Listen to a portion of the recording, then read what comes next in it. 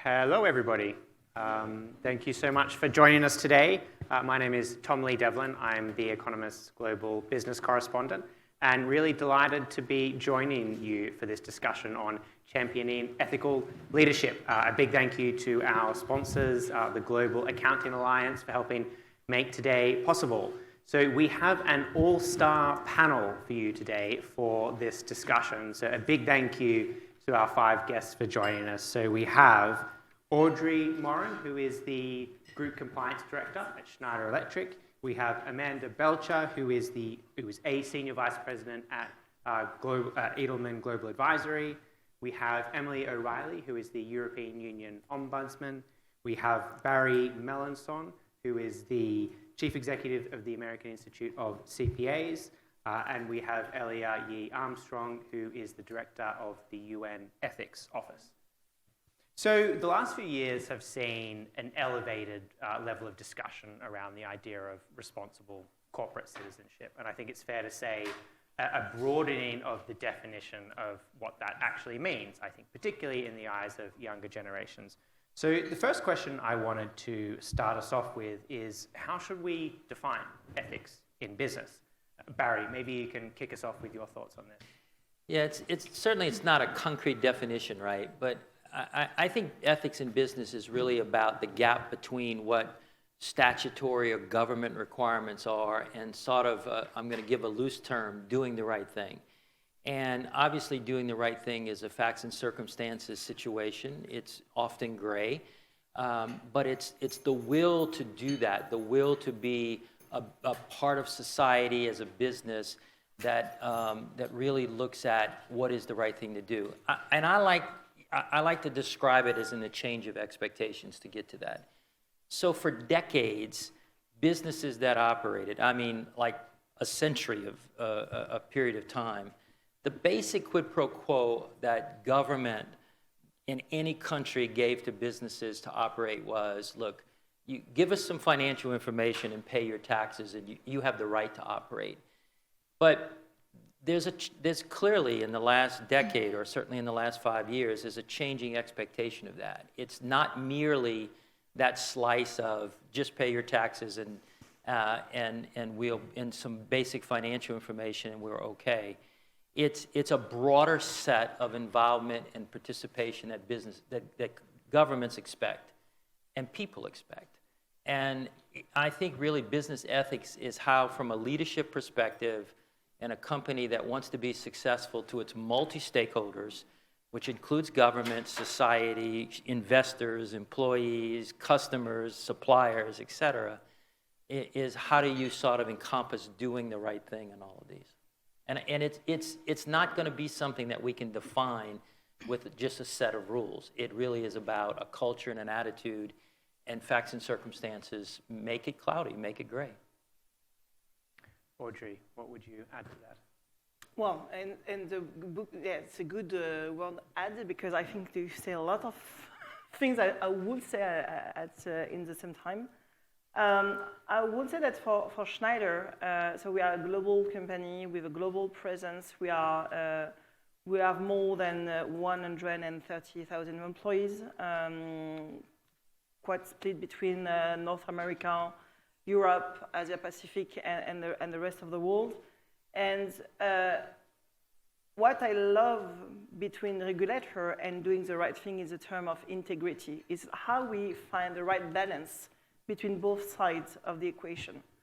Meaning that we have been facing different set of rules, different regular expectation, but as well an increasing pressure with regards to stakeholder demands, especially the society, the new generation that we try to bring at the table at Schneider with new talent that we want to recruit. So it's all this kind of expectation raising in the same way that we need to try to respond. And so integrity is a kind of backbone, right?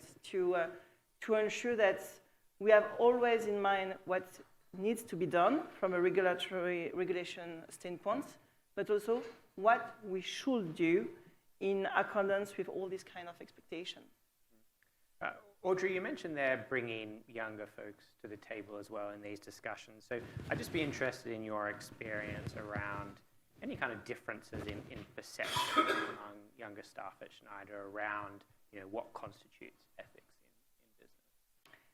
So I don't think that it's a change of perception, but because of all these externalities coming into a company, people are becoming much more aware to talk about other kind of issue than only business issue within a company. Because in practice, it's not a question of generation to try to do the right thing, It's not a question of generation to try to participate actively to the challenge of our time, like environmental challenge, social challenge, etc. And we are all facing geopolitical strike everywhere, right?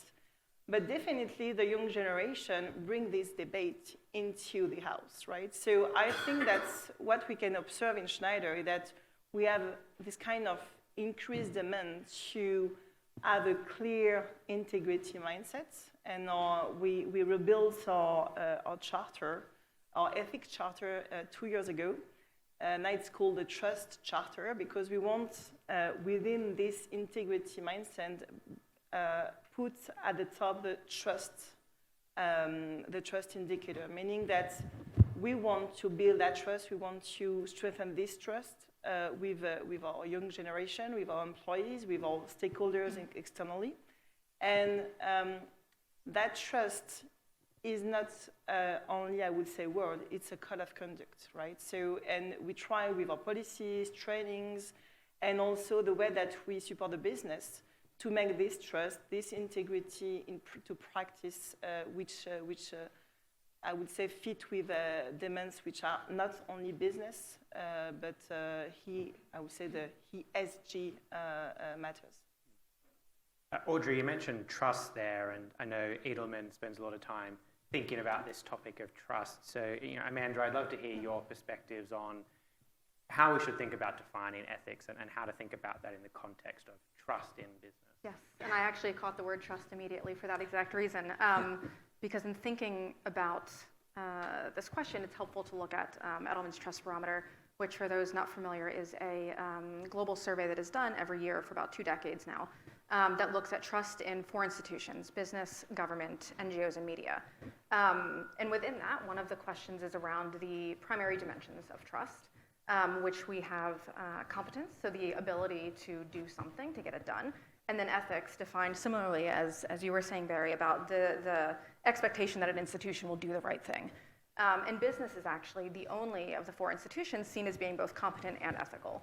And interestingly, its ethics rating has been increasing year over year, and it's actually now only just below where NGOs are viewed on their ethics rating.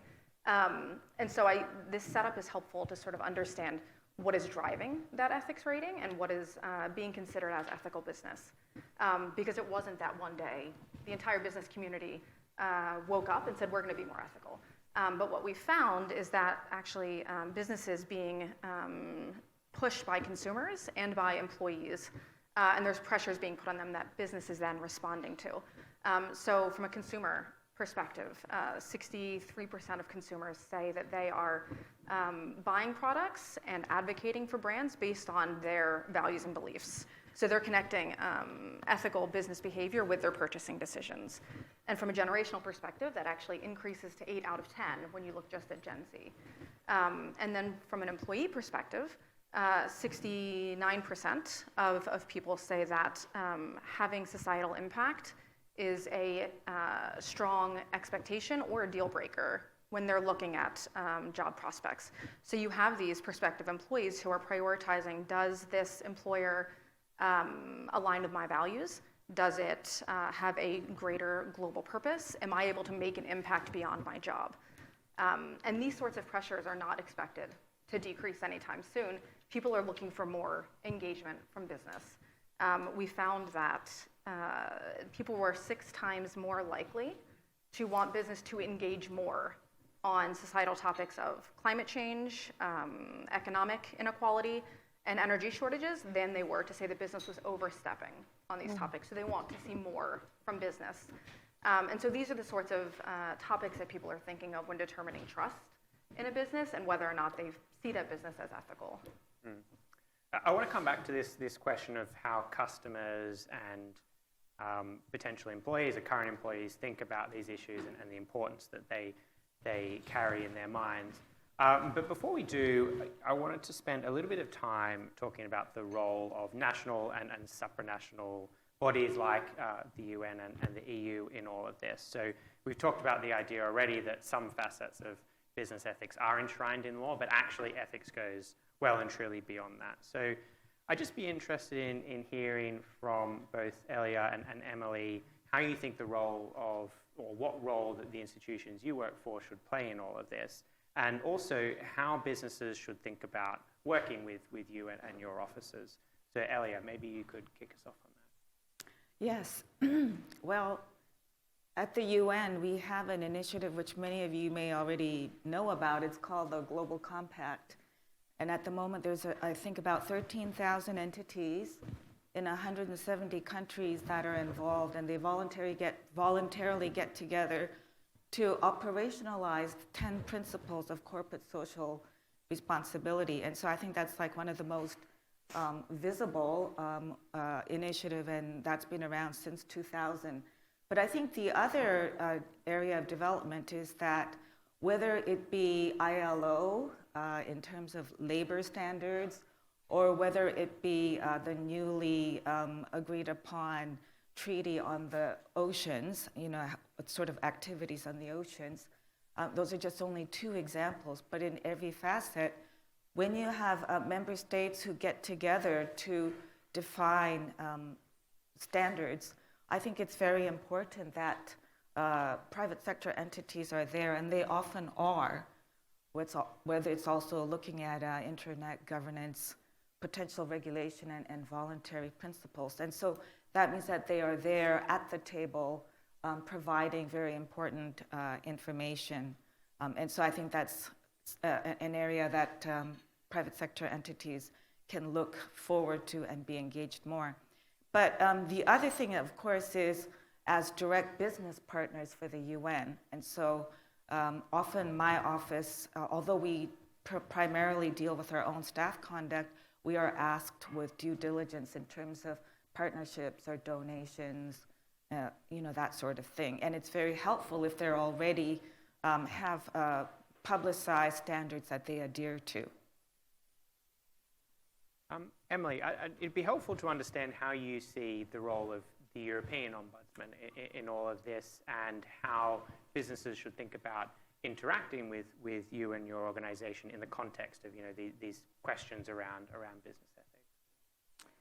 Well, just to go back to your first question, because I think that's the real scene setter around business and ethics. And when I was preparing for this event this morning and discussing it with my colleagues, one of them reminded me of something that Milton Friedman, the late great economist beloved of Ronald Reagan and Margaret Thatcher, said many years ago, and that was the business of business is business.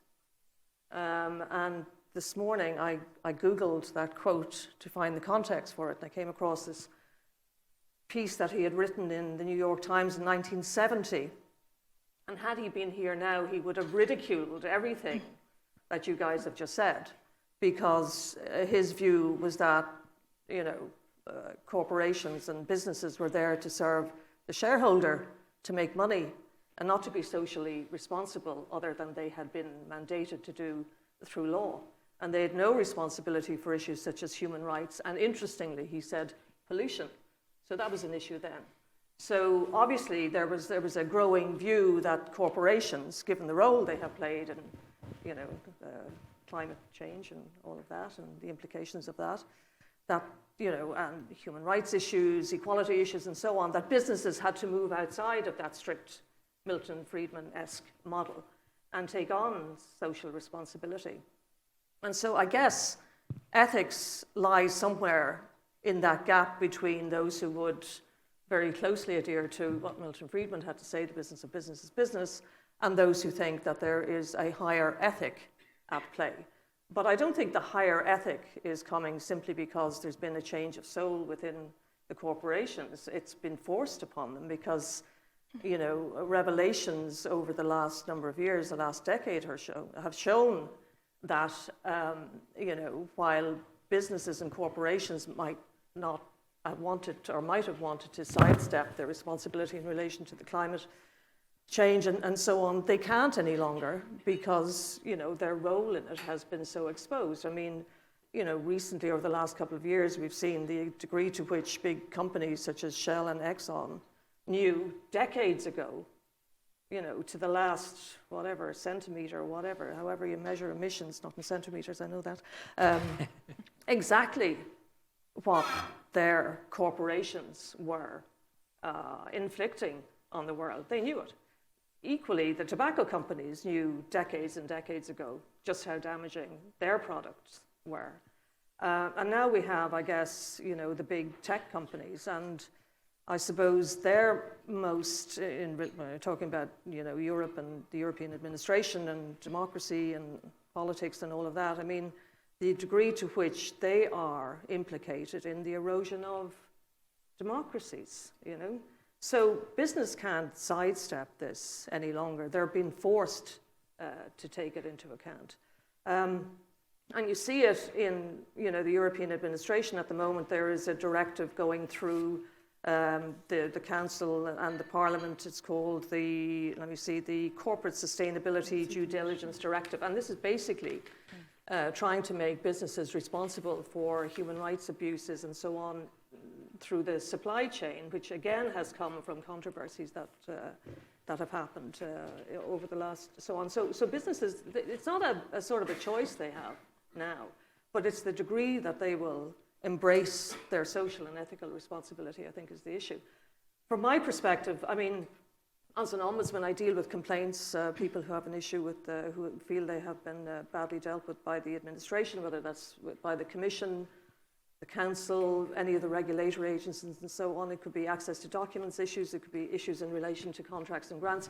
But, you know, a large part of the work we've been doing, and particularly over the last number of years, is in this ethical arena and as it applies to business. So, for example, we do a lot of work on revolving doors when, you know, officials from the Commission go into the private sector, which is, you know, a form of insider dealing, inside information, which they're effectively trading, you know, in the private sector, and the degree to which the Commission, for example, can control that.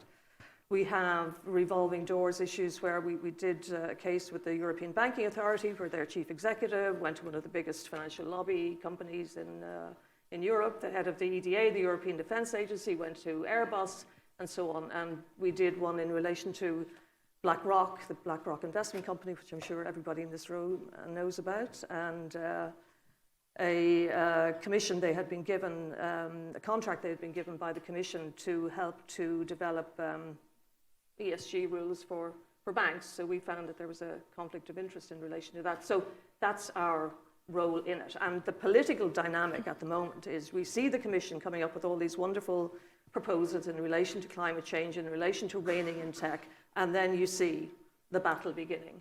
You know, the left generally and the Greens and so on wanting more, the right wanting less, wanting to dilute these things. And that's where the real ethical issues come in. Because I'm sure a lot of corporations know that if these proposals become law, their bottom line is going to be affected. So the degree to which they can cope with that and see the bigger picture. You hit on, oh, sorry, we're going to. I was just going to reconcile the Milton Friedman point, if you don't mind, because I think, obviously Milton Friedman was a very intelligent person, and when you use the term the business of business is business, I think what he would say today is that business has evolved, and it is still the business of the business. The business of the business is business. It's hard to say 17 times the word business. Not for him, right? But the notion of what an entity is in business for is to create, even if you take the narrow view of the shareholder, it's about creating value, and it's creating value in the long term.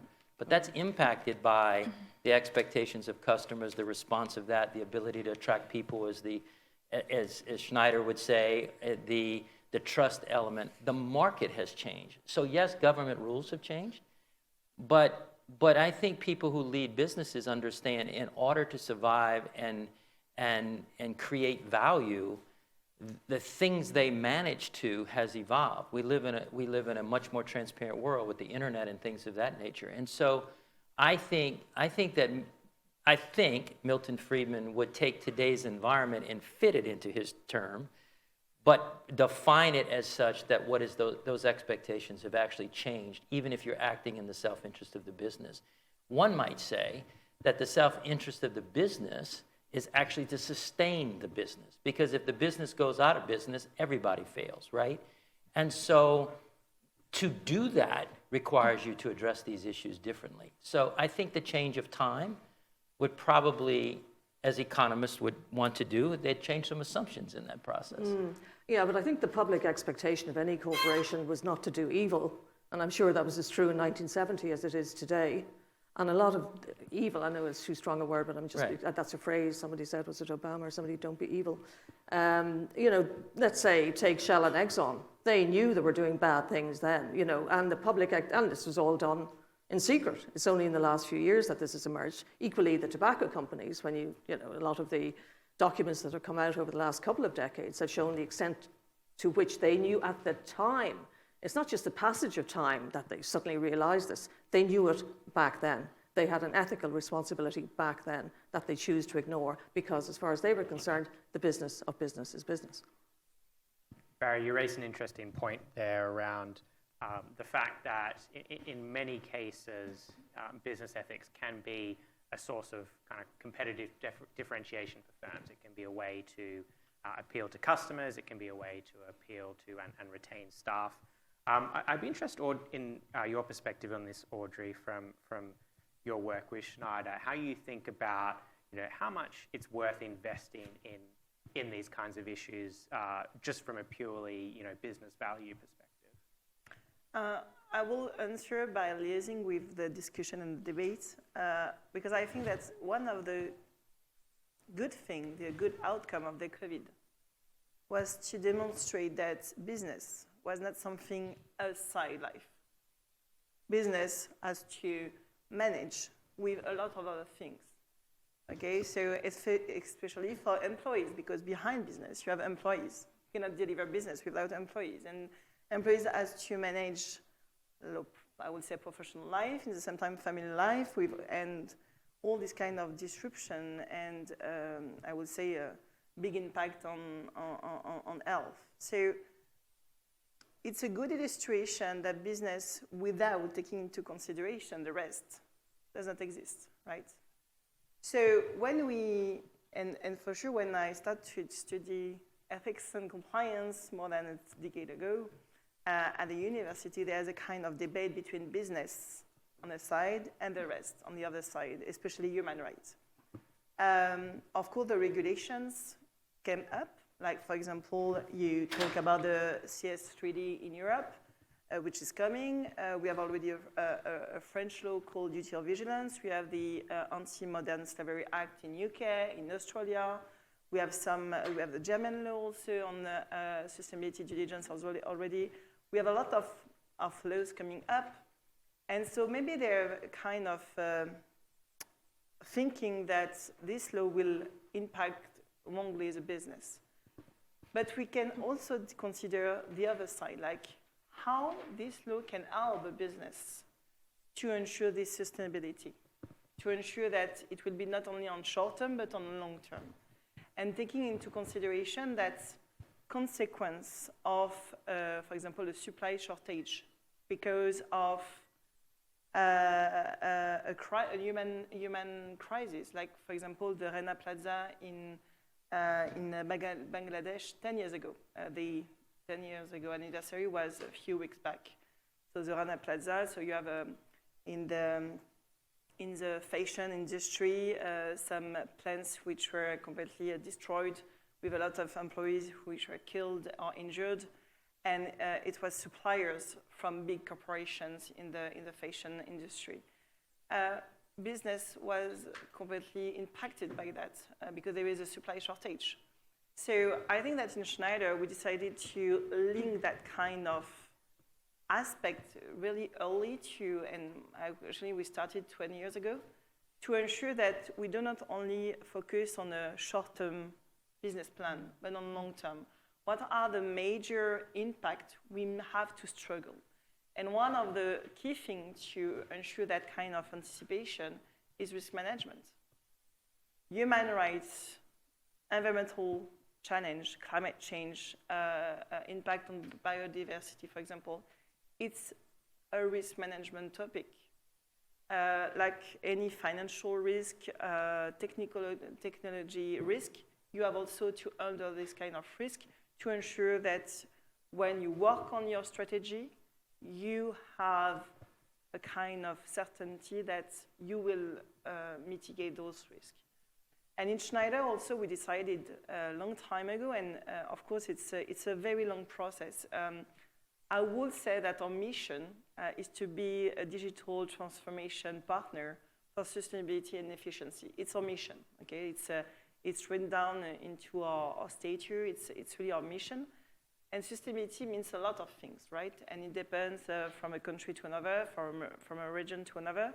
But behind this word, it's about by being the partner of a customer in that driving business towards sustainability and efficiency for energy supply, we ensure that our business will last, you know. In Schneider also we have this kind of, so we discuss about trust, is very operational, I would say. It's we are talking about due diligence. Again, due diligence, why due diligence is important? It secures a long-term relationship with a customer, with a supplier, with a partner. So it's all about business, but in the way to be not naive. If you do not want to take into consideration human rights, environmental issue at the beginning, this issue will go back to you in a very much more impactful way. Yeah. So we're having this discussion in the context of, I think it's fair to say, increasing division over a wide range of social and political issues. In the US, for instance, we've seen a significant backlash against so-called woke business. So to what extent should this polarization impact how leaders think about business ethics? Amanda, I might ask you to contribute first on this. Yeah, I think it's a great question because we're hearing that people want more from businesses, but anytime businesses take action on societal issues, it comes with a potential risk. So to the question, how do you balance that tension between expectations and the risk that comes with it? So sort of thinking from the top at what people are looking for, people want businesses to take a stand on societal issues of climate change, discrimination, immigration, and treatment of employees, access to healthcare. These are all really loaded issues. And so how does a business address them and demonstrate ethical leadership without politicizing the issue, especially in markets that are seeing more polarization? So from the Trust Barometer, we have sort of two recommendations that came out of it that address this topic. The first is around what that action should look like, and it is that businesses should not act alone. People are quite clear that optimal results are more likely when business and government work together to address societal issues versus either one of them sort of going alone. And then the second recommendation is around how business should be acting. Businesses should be a source of trustworthy information for people. They should be basing everything they do and say on science. They should be avoiding alignment with just one political party wherever possible. They should be adhering to consistently the same values over time, and they should be connecting it to their bottom line because that is what business is expected to do, to be the business of business is business, and that stands to help add credibility, but there's also, it needs to be authentic to the business. And it needs to be sort of addressing these societal issues in these ways to help avoid politicization of the issue and seeing to be politically motivated. If they sort of stick to facts and stick to who the business is. Emily, I'd be curious to hear your perspectives on this. I think it's very difficult for businesses to act in the way that you're talking about on those issues without it being politicized. I mean, everything is hopped on immediately as woke and all of that. And it is that balance between doing the right thing and then what happens afterwards. I remember the former Commission President Jean-Claude Juncker said once, we all know what the right thing to do is. The thing is, if we do the right thing, will we be elected afterwards? So will our customers, whatever, desert us, or will we be hammered by the right-wing press, or any of that? But I think you put your finger on it, in that government has to be the shield. It has to be done in conjunction. Good government can help good corporations to do good things. So there has to be that alignment, not so cozy that they're sort of serving each other's either political or business agenda, but close enough that corporations are enabled to do the right thing and know that they're not going to be destroyed or severely damaged by doing it. I don't think you can do anything about being criticized for being woke and so on, but if you have a coalition of forces around you that are supportive of that, including, most importantly, the public administration or the government, then you will find that protection. So what government does is really critical. Elia, I'd be interested in your perspective, seeing in the UN, and how you think about how all of these issues impact the relationship that you have with business in sort of driving the sustainable development goals. To what extent are you kind of concerned by this debate over polarization and the criticisms that have been leveled against some businesses? Well, I mean, just to take an example from the UN's own operations, and I think we've been talking about doing the right thing, but sometimes the issue and the ethical dilemma for the leadership is, what is the right thing at the moment? So if you look at the situation in Afghanistan at the moment, right, we have two competing ethical values. One is saving human lives, and the other is honoring, a major charter principle, which is that both men and women should be treated equally, and you see this. And so when you're stuck in this rock and a hard place, which is the ethical dilemma, and you have these two competing values, and how do you move forward on that? And I think that time is a very important factor, and I'd like to link that to the correlation between ethics and trust that Audrey and Amanda have brought up, and how short-term objectives as versus long-term objectives. And I think that comes to sequencing of things, whether you are a governmental organization or a business as well. And so perhaps one thing that would be very helpful for business leaders is this process of thinking through when you find yourself between a rock and a hard place. And sometimes you have regulatory frameworks, competing regulatory frameworks that also don't help you. And then you've really got to reach in deep and ask yourself, what are the fundamental values that your entity stands for? I want to turn the conversation towards the practicalities of all of this. I suppose in some cases, business ethics is about big strategic choices that companies make. In a lot of other cases, it's about kind of the day-to-day decisions. So I'd be really interested in hearing perspectives on what it actually takes in practice to enshrine ethics in a business. So what is the role of leadership? What is the role of training? What's the role of compliance? Barry, maybe you could kick us off on that.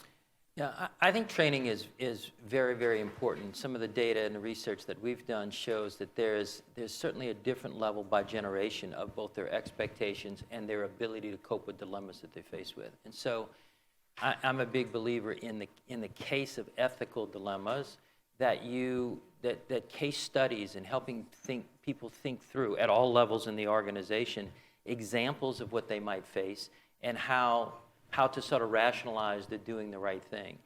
I think the world still has a ways to go on the training capability for people in their organizations on this process. And I do think it has to be sort of personalized to that company, because the types of dilemmas that a manufacturer is going to face versus a hospitality company are going to be a lot different. And I think that's a really, really important aspect. I do think the practicality comes in place actually to some of the things that you were saying, from what is the strategy of business? And it comes back to the woke aspect. So there's a difference between doing the right things in your organization, not discriminating, making sure people have fair pay and equal pay, all of those types of things that are critically important, supporting strategies that are commensurate with the environmental issues, as example. But that doesn't mean then that a company, and I think you have to have these conversations with employees, is that doesn't mean then that you have to embed those things in your marketing campaign. Because your marketing campaigns, as you go to market in whatever business you're in, the customer base may not support that in the same way. I mean, there is an example in the U.S. right now in the beer industry, where Ambev is facing a lot of challenges from their customer base. And the impact on that, and this is, again, the practical. So they're getting pushback at the manufacturer level. The people really paying the price is their distributors throughout the country, who are independent businesses employing people in smaller and medium-sized and larger cities and towns. And they could be a very supportive issue on discrimination and doing the right thing as it relates to the employees. They didn't necessarily have to take the step to embed that in their marketing campaign. And the market saw it as making them pay a price. That, for instance, yesterday, people who watch their stock have changed the category on their stock because of the market response. And I think it's in a boardroom, all the way down to all the people in the organization, you have to be able to provide those types of examples. They're not clear-cut. And I'll come back to the government. I totally agree with the point about some of these things where you have the support because it is a regulation or is an expectation of government is very good. But I will tell you, in the business world, at a dinner among business leaders, they don't like the hypocrisy. And so if government doesn't live by what it is that they're requiring, that's a very difficult thing for business. So, for instance, in the environment, as an example, probably in most, let's say, countries or governmental jurisdictions, the entity in that jurisdiction that in most cases, not 100%, but in most cases, the biggest impact on the climate is actually probably government. When you look at all the tentacles of government, yet we don't hear a lot about that particular point where government is there are some examples, but in many countries where government itself, its operations, are not making the changes that are required of business. And so I think if we want to move the issue, if we want to get different results in the trust barometer, et cetera, all of these things have to move in sort of in a parallel way. And that really is about the ability to have honest discussions about it. So you run the risk. So if a government regulator in the U.S. was in the room, what I just said would be a risk. Or you might have employees who say, the only way you can demonstrate your support of a particular social issue is if you have a big campaign and you tell the world about it. But there is another side to that coin, and that's the Ambev situation in the beer, is how the customers react and how you find that balance. What I just described is a discussion. It's an honest sort of opinions are going to be respected type of discussion. And there aren't a lot of safe places for that in society right now. And I think that makes moving the needle very difficult.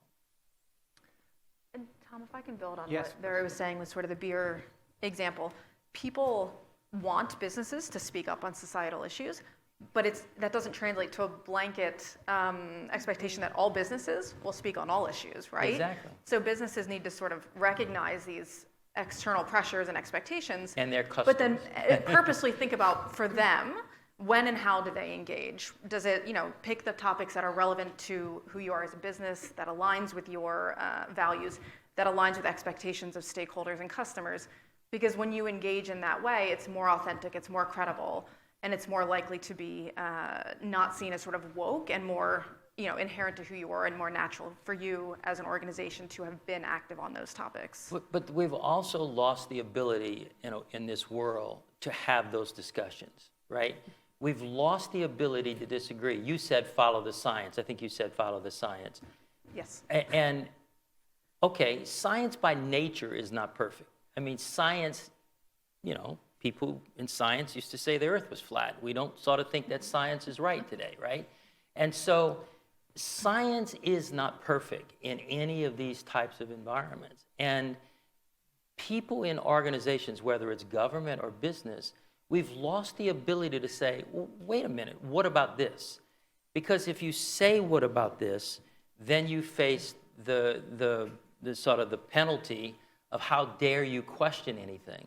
But the world is, the vastness of what we don't know as a society far exceeds what we do know, even potentially with AI. And so I think if we really are serious about business ethics, those types of discussions need to be able to flourish. And some kind of way, we got to be able to figure out how we can do that without the people who dare to say, can we discuss that on both sides, being summarily dismissed or trashed in that particular environment. I want to take us back to this question of the day-to-day side of ethics. And Elia, I'd be interested in your perspective on this, given your work driving ethics within the UN. How do you think about actually instilling a culture of ethics and accountability that goes beyond just decisions that are made in the C-suite or executive suite to all the way to people on the front line? Well, when the Ethics Office was first created in the United Nations Secretariat in 2006, the member states were very clear that the responsibility for the conduct of staff would still reside with the Secretary General.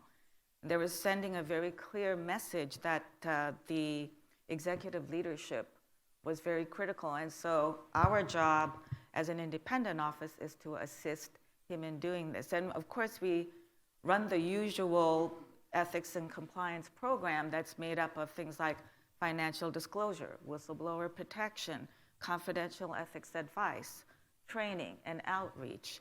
And then I chair a panel of other ethics officers in the UN funds and programs and so on and so forth. But what we are finding is that there has to be some dynamism in all of this, because I think the nature of communications, and that sort of goes to what you were saying, this discussion, the nature of even discussions is, I think, impacted by the way people communicate today.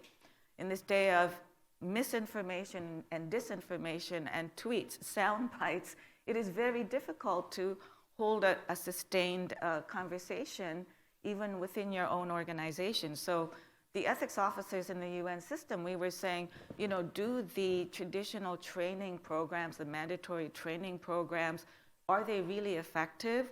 Or are we utilizing the latest from behavioral science, which talks about these nudges and these mini courses and so on? So even our traditional program, I think, has to go with the times in terms of, trying to get that message out about organizational values and standards when there's this cacophony of constant messaging, false and true, going on inside and outside the organization. Audrey, you work in compliance at Schneider. It would be great to hear your take on this broadly and also specifically as you think about what a good role for compliance is in all of these issues. So at Schneider, we have a first value, which is customer first, and a first leadership expectation, which is build the future. So our leaders have to build the future with this customer first mindset, right?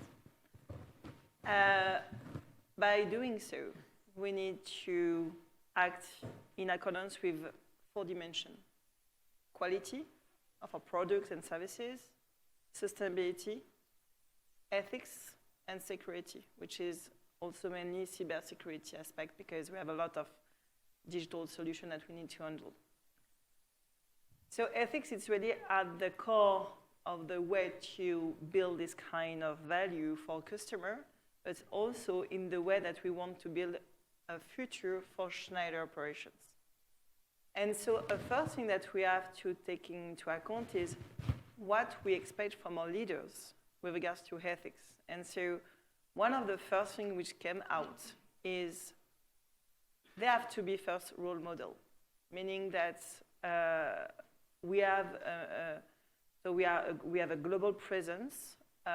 We have a quite unique way to operate with a multi-hub approach, which means that we have 4 kinds of headquarters, one in US, one in Europe, one in Asia Pacific, so in Hong Kong, and one in India, which puts into practice people and leaders in some situation where there are a lot of things which come up, but we have to act in the same way, with the same value, with a behavior which may fit with our trust charter expectation. And so a first action on our side is to educate our country presidents.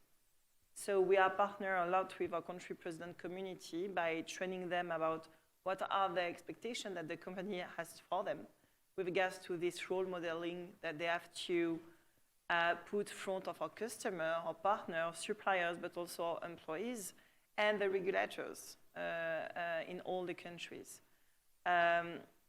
Especially because, and I go back to what you said, Barry, in some region, especially the region where we have maybe the major risk with regards to compliance, especially corruption risk, we have leaders who request my team to go with them to meet our suppliers and partners because they want to have ethics and compliance as part of the discussion with partners.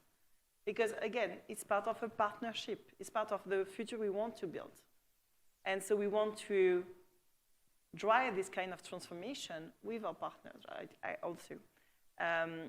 And so in that education is also how we can give our leaders the right tool to support them. So it means how we can support them in the way to address ethical dilemmas. And so we use case studies on that, but also by ensuring that we have a safe place also to discuss with them. It's also how we ensure a presence everywhere through ethics delegate network. So it's a kind of ambassador coming from the business for most of them. So they are employees who are working for sales, marketing, procurement, in finance, and they dedicate 5 to 10% of their working time to be our, I would say, our army on the ground to support leaders, to support employees with regards to ethical dilemmas. And so we train them to be this kind of spoken person. And another very important thing, to go back to all what it was said, we have increasing demand from regulators with polarization of what does it mean to be ethics, with some trend, meaning that it would be maybe different in 10 years or even 5 years to be ethics in Europe, in North America, or even in Asia Pacific. So we have to comply with laws and regulation, but how we can comply in the same way to comply with this diverse expectation. And so here the most important thing is, going back to trust, is speak up. Speak up is now one of our key objectives, and it's actually an extra financial objective for us that we disclose every year, is the level of confidence of our employees to report misconduct without fear. So we track the results. We started last year with 81% of employees confident to report potential misconduct. We have a target by 2025 plus 10 points. And we see discrepancies between regions, which is very interesting because the culture is not the same everywhere to report. And we see also the difference between this kind of indicator about the confidence to report and the number of cases that we receive through our whistleblowing system. We have a very active whistleblowing system in Schneider for more than a decade. We really ensure that this whistleblowing system is a risk management tool, meaning that we have to be aware of what's going on. We will not be there to only punish, but to support you to face what you are facing on the ground. And so for leaders is to educate them by doing this promoter of a whistleblowing system, as well to be very active in the way to address all these kind of issues that they may face on a daily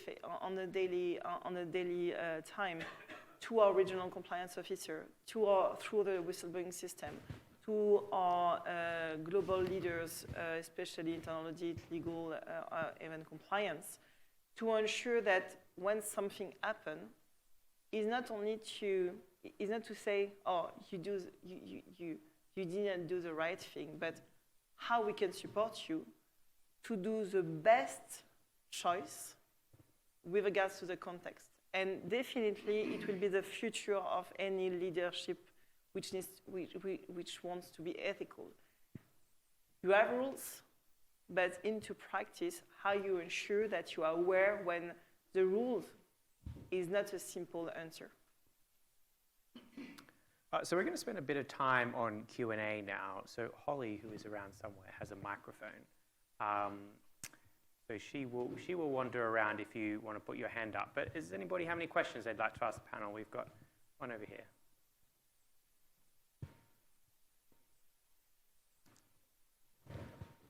Thank you very much. Is it on? Yes. Yeah. Thank you very much to all these various different points of view, which highlight really some of the challenges for ethics. I'm Josina Kameling. I work at CFA Institute. We do a lot on ethics, and I just want to highlight the tensions you have when you try on education. One is, actually, we worked with the Economist Intelligence Unit back in 2013 and did a survey of people working in finance in the City of London. And most of the senior managers said, we subscribe to a code of ethics, we believe in ethics following the financial crisis. But then if you go down to the middle management, they actually said, well, you know, I would compromise my ethics if my career is being challenged. That's point one. Point two is to the lady from Schneider saying you have to accompany people before you get to the whistleblowing, and Emily O'Reilly, you know how challenging whistleblowing is for people's careers, so it's a big step. How do you enable people to move along that thing, to have this awareness, even lower down from the junior to middle management? How do you build that awareness of all the things they can do to act ethically without going to the extreme or without ignoring it? So that's the question to the panel, because it's a big challenge. Thanks very much. Audrey, you want to take that?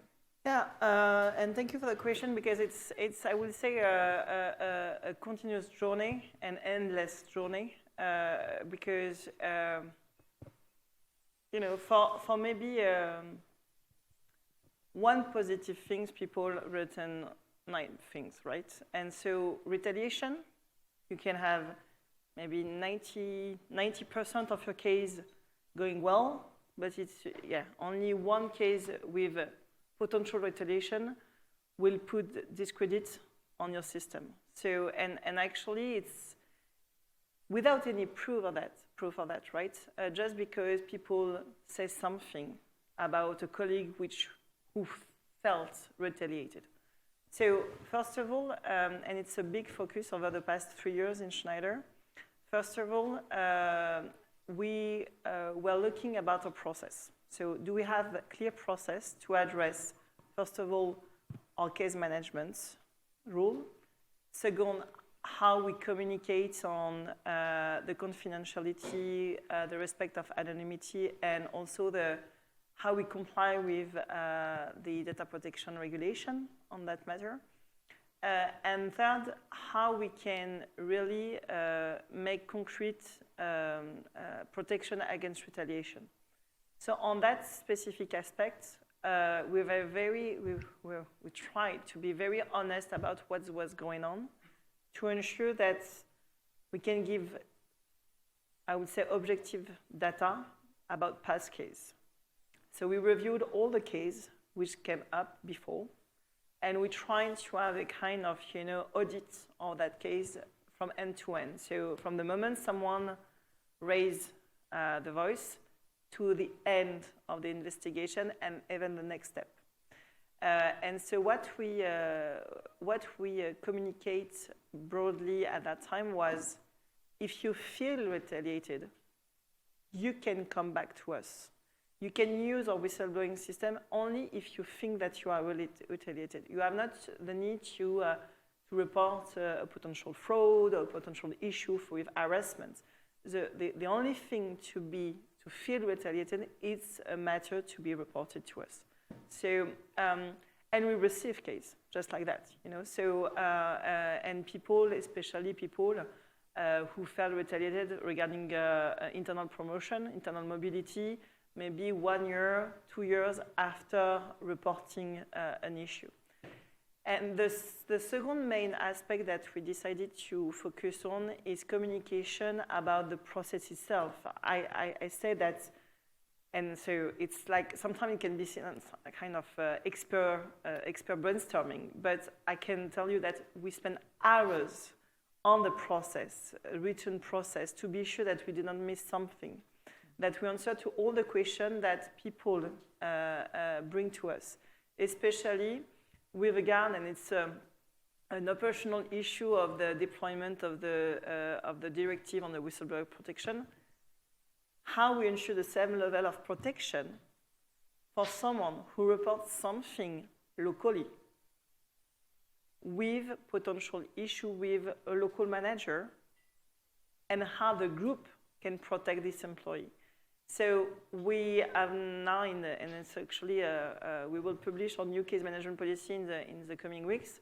We have a kind of framework with clear, I would say, indicator to know whether we need to investigate locally or we need to investigate globally to ensure there is no conflict of interest, there is no risk of retaliation.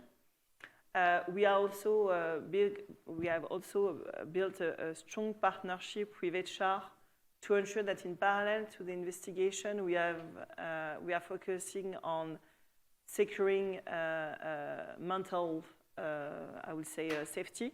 And it happens in the past that we decided, even as a first action, to move the person to another team at the time of the investigation. Or I remember a case where, for an harassment case, sexual harassment case, we decided to stop travel of the potential harasser to the country where the victim raised a concern during the time of the investigation, to ensure that the victim can continue to participate to the investigation without the fear that the potential harasser will come to her. And it's also, I think, again, we are talking about leadership. In leadership, it's about engagement. It's about communication internally. Of course, externally, and so you can go on our annual report. We are giving a lot of numbers, data on our whistleblowing system, etc. But that's not a big deal, I would say. It's not today, at least, something which will be a very business differentiator. But internally, it is a differentiator. So we ensure that we communicate more and more to teams. So, for example, we go to specific teams of marketing or finance team to bring some real case scenario which happens in the past, and we give them very clear information about how we drive the case, how we ensure that the case were coming to an end, and we may have some tough question on that stage because. We have also to be transparent on some heritage. Like things happen maybe in the past, not in the right way, but always by bringing some humility also that it's a continuous improvement journey.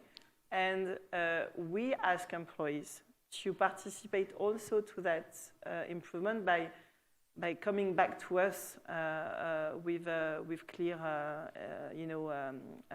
illustration of how they feel about the case, etc.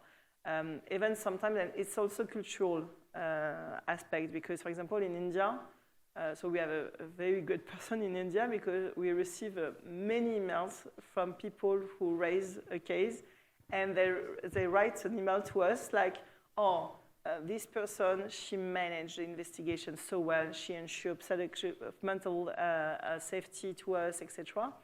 But in other countries, people are not really willing to be so open for feedback. So it's also for that 2 years ago, we decided into our Schneider Sustainability Impact assessment to bring that KPI of confidence report, because it's a way, one way to have a KPI to see where people are in terms of confidence report. We might need to leave it there. We've got one question over here, I think. Yes, thank you, sir. Yeah. Thank you. My name is Michael Itzer. I'm the Chief Executive of the Institute of Chartered Accountants in England and Wales. So, first of all, can I thank the panel for your very insightful comments. I find myself agreeing with almost everything that you said, even when you were holding different positions. And I think that probably indicates the dilemma that ethics in business has for most of us.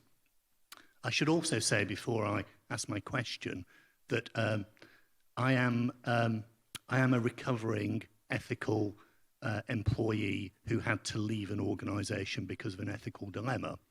And it is pretty tough when you believe that an organisation is doing something wrong and the board don't support you in what you want to do to put it right. You probably have very little choice other than to go public and speak to the Economist or the FT and blow the whistle, or just move on. And I chose to move on.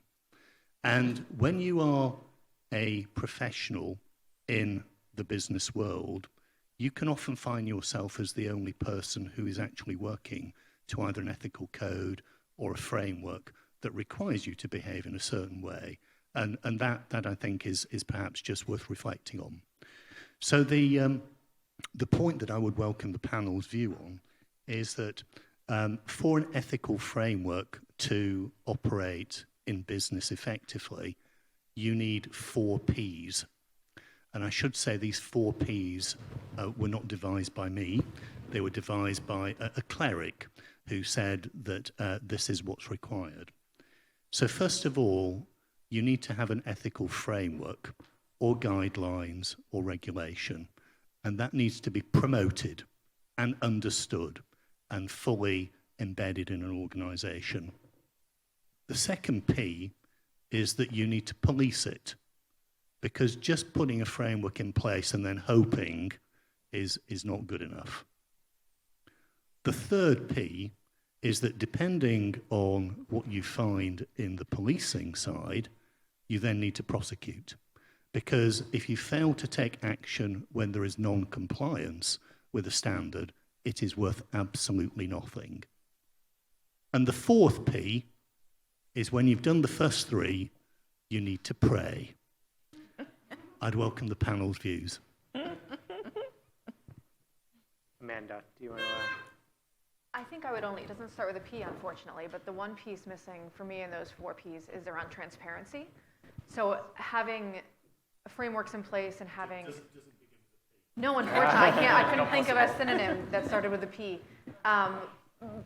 But even from the prosecute perspective, as much as you can be transparent depending on the specific situation, you need to demonstrate that to internal and external stakeholders as much as possible. Because without the transparency, you're either, A, not getting credit for policing, the policy, process, whatever the other Ps were that you put in place. But then if you're not talking about it, people will also assume the worst. They will assume that you are not doing anything, that you are not policing it, you are not prosecuting. So that transparency piece, I think, is really important as an additional letter to make sure that you are being clear with your stakeholders, that you are upholding ethics as you've sort of laid them out at the start.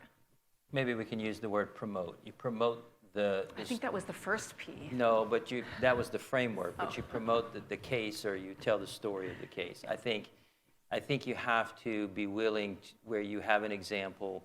I think people who, were challenged to whistleblow or to make a complaint and they were fearful of retaliation, if you have those examples where they tell the story that wasn't the case, they weren't retaliated against, et cetera, you have to.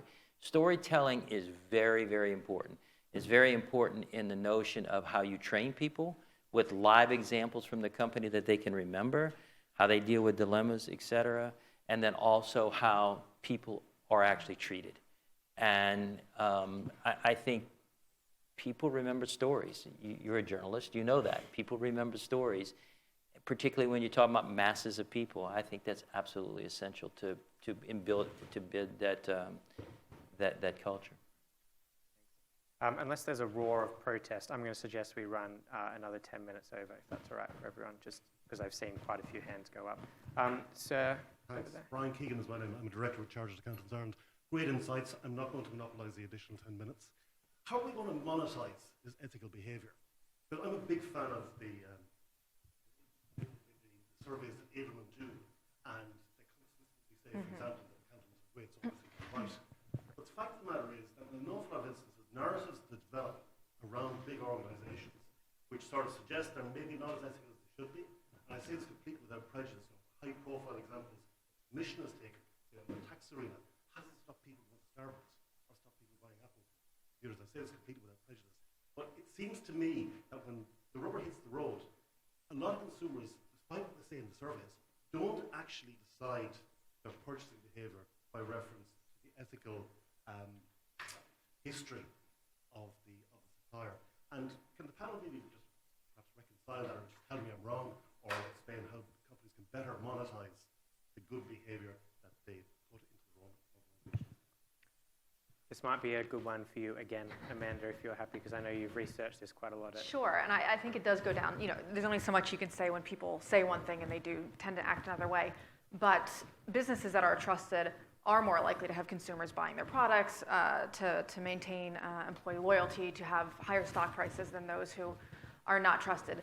And when businesses don't address these external sort of pressures, they can face, communications crises, but also business crises where then consumers are boycotting. There's plenty of boycotts against companies, employee strikes, decreasing stock prices. So I think it's less about looking at how to get money from taking an ethical stand and how to monetize that, but almost from a reactive perspective that if you don't, there's a lot more cost, there's a lot more risk, because ethical leadership is a requirement. It is a key driver of your bottom line. So there's more risk in not standing up and taking a stand on the issues that make sense for you as a business than to sort of just stick your head in the sand and hope it will go away. Because people do say that they're expecting more and they're looking at more and they're making their decisions around purchasing habits based on this. Thank you. I'm going to tell a story now. I take your. So I remember many years ago, well, several years ago, I was helping one of my children to do an essay, and it was about how do you create the perfect state. So we had all the right institutions, and we had freedom of information, and we had ethics, and we had this, and we had that, and we had a balance in government, blah, blah, blah, blah, blah. And we went all through that, and at the end, we actually realized that in order to have a perfect state, you need to have a perfect people. Which is, I think, we do all this stuff and they still do bad things, They still have plastic cups, even though we've got cardboard ones and all of that. And yes, and this is where the leadership comes in. And because if companies and corporations in the past can encourage people to do bad things like smoking and fossil fuels and all that stuff, they can be encouraged to do good things as well. Now that sounds, I know, a bit Pollyanna-ish and motherhood and apple pie and all of that. But this is where the government comes in as well. I mean, and the entity most responsible for good outcomes for people, whether social, economic, political, cultural, whatever, is the government. It's not business. What they need to do is put regulations in place that enable corporations, yes, to flourish, but align them with the general societal values that a government is willing to promote. So I don't think that it's, it's a case of, being despondent that people aren't, reacting as they would. It's a slow process. I mean, they've been trained for decades, and often by governments and corporations, to act in a particular way. So it's not easy to do that, So I wouldn't be too despondent if things aren't changing immediately.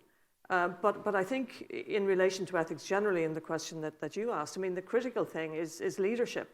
If the leadership doesn't get it, the staff won't be fooled. So it's also a question of living it and not laminating it. We can all have these wonderful rules and whatever, but unless we live them ourselves, then it's important. But it's also a dynamic, it's a living thing, it's a growing thing. These things change over time.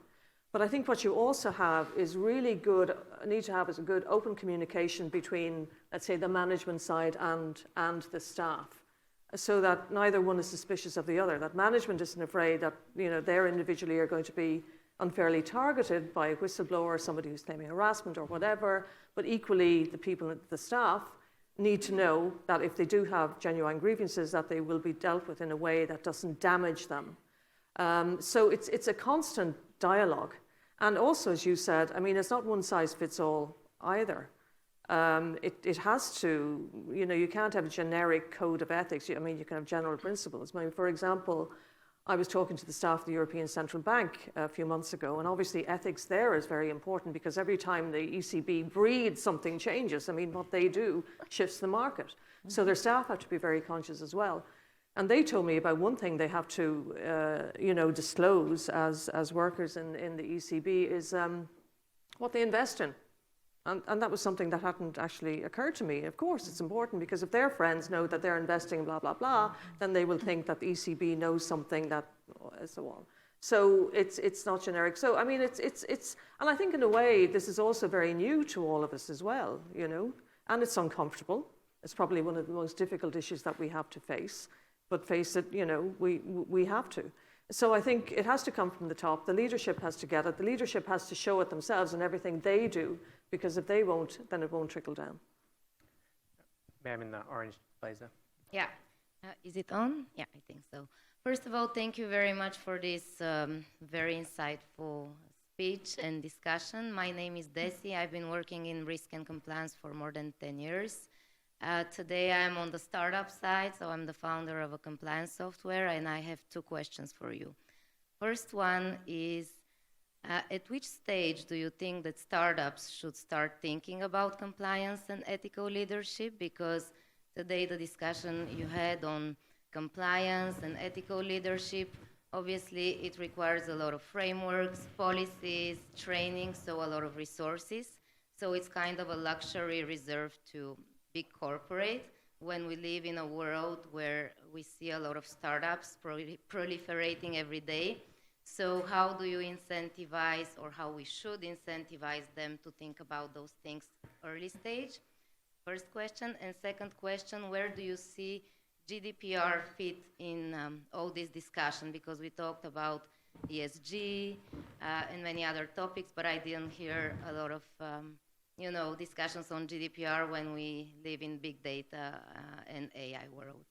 Barry, I might ask you to take the first one, and maybe Emily, you might have some thoughts on that. Interesting, some of our research shows that on your second question, on sort of the cybersecurity aspects, that the younger generation does not put a high value on that. The older generation has been put into the tune of being worrying about that. So it's an interesting sort of juxtaposition as digital natives come into the workforce. They have a totally different, ideal of privacy and things of that nature. So that would be my answer to that. I think there is a big generational issue that's different. As far as startups, I think a lot of what we're talking about here revolves around the war for talent in a lot of ways. A lot of, yes, it's the customer base, but it's also where are your employees going to go? And I think there is another generational issue. All the things you said, I would have added one more thing to it, and that is, how people react. There's a difference in generations of how people react. And I think the younger generation will create a much more of a cause and effect to that question. And so I would say from a startup perspective, starting it early probably has an effect on how you can attract purpose-driven employees. And the right employees in a startup is really critical to get from startup phase to the next phase. So that's the where that I would put it. We have an accelerator project that we do with startups that are in the leading edge of some of the things in accounting and things of that nature. Our cohort of that last year were 100% those startups focused in the environment, in different aspects of the environment. And I can tell you those really believe that their employees are attracted to that. And so that would be my answer.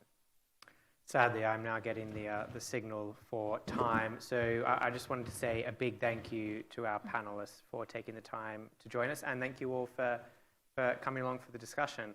I believe there is now lunch. So I am between you and food, so I will release you. Thank you very much. Thank you.